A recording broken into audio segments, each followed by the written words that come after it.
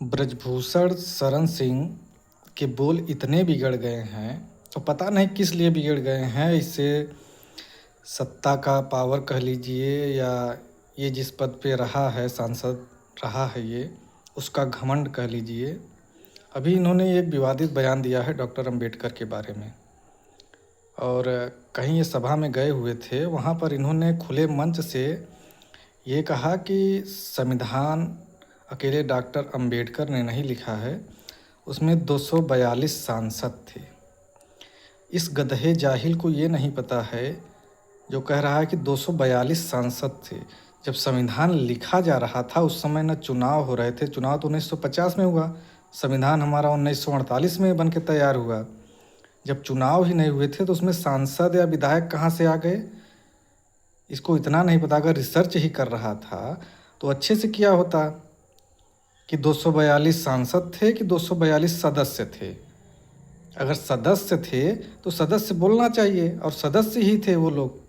लेकिन और रिसर्च करता तो उसमें तुझे पता चलता कि 242 सदस्य थे, लेकिन उनमें से कितने ने इस्तीफा दे दिया, कितने अपने पद से हट गए, कितने लोगों ने अपने पर्सनल काम के लिए जो है वो कमेटी छोड़ के चली गई।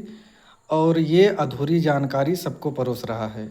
अभी कुछ दिनों पहले आया था कि संविधान जो है BN राव ने लिखा था। इसने BN राव का नाम नहीं लिखा। ये लोग जीजा बदलने में इतने माहिर हैं कि पूछिए मत।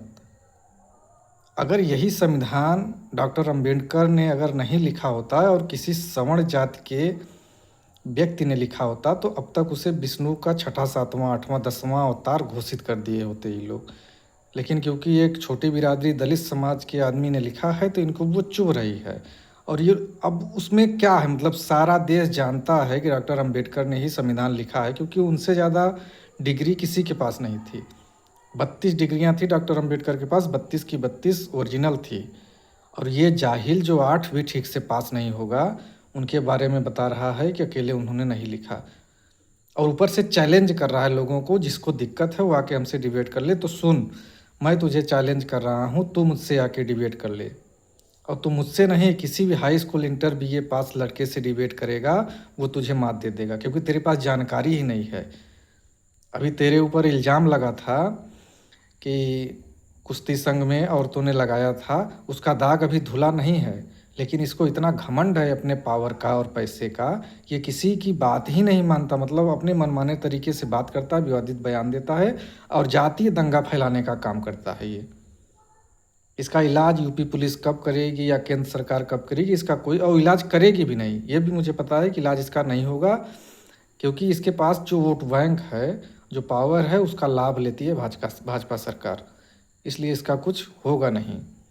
लेकिन इसे चैलेंज मेरा है, अगर वीडियो उनके समर्थक तक पहुँचे तो ये वीडियो उसको ज़रूर दिखाएं।